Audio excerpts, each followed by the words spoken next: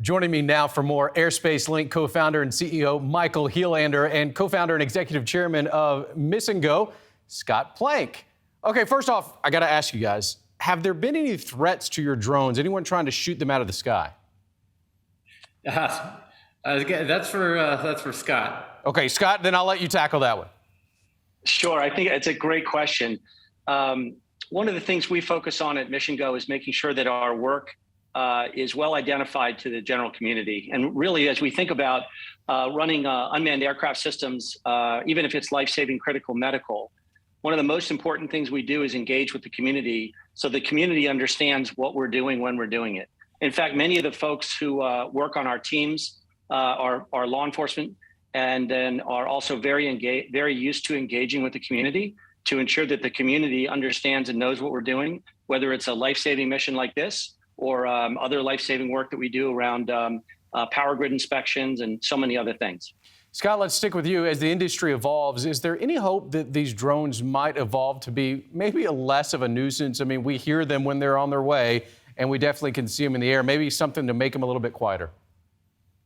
So let's think about that. So the thing that I think you're going to find out is over time, and we saw that certainly in the case here working with Airspace Link in Beaumont, over time they become not an issue. Mm-hmm. And we think about that if you think of us as a logistics provider or part of a supply chain, multimodal supply chain, a great deal of what we do is try to be invisible.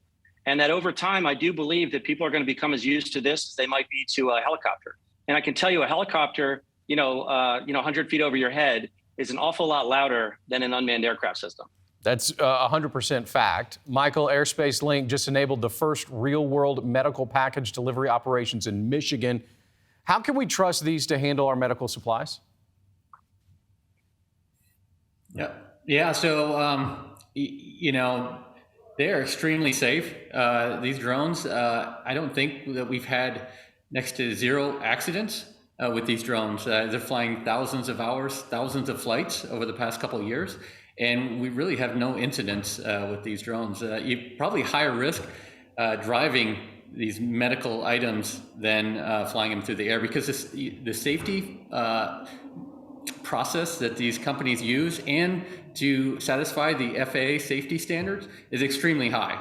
Whether it's an unmanned or uncrewed system versus a manned aircraft, it's still the same standard. So it's super high, just like as if you were flying yourself in one of these planes. Michael, you mentioned super high. Can you go a little bit more into that? Because as the technology age continues to evolve, that is one thing that people are going to say is just how safe are those? What you're going through is something that takes a lot of time, and you got to check a lot of boxes before you can start flying.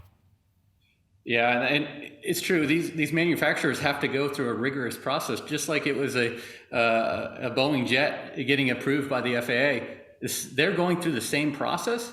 And then the systems that we work with is calculating the probability of an impact to someone on the ground or something in the air. And we have very high level of safety put on us by the FAA to make sure that these flights are as safe as possible to people on the ground, to privacy, and to manned aircraft.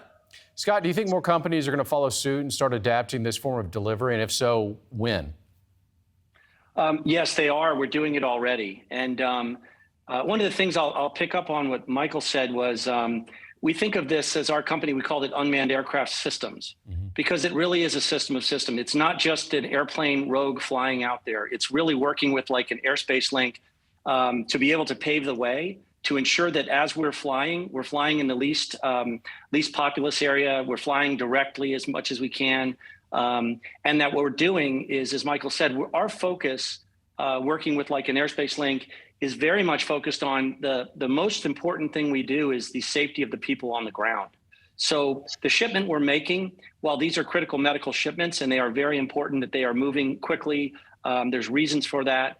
But fundamentally, our job as an operator is that we are able to prove over time to the general public, as much as to our customer, that we operate safely and that we operate without incident. Guys, we could talk about this for a long time, but we have run out of time. Michael, Scott, thank you so much. Thanks for what you're doing to deliver these supplies. Thank you. Thank you so much. Thank you for watching. Go to newsnationnow.com to find NewsNation on your television provider. And don't forget to click the red subscribe button below to get more of NewsNation's fact-driven, unbiased coverage.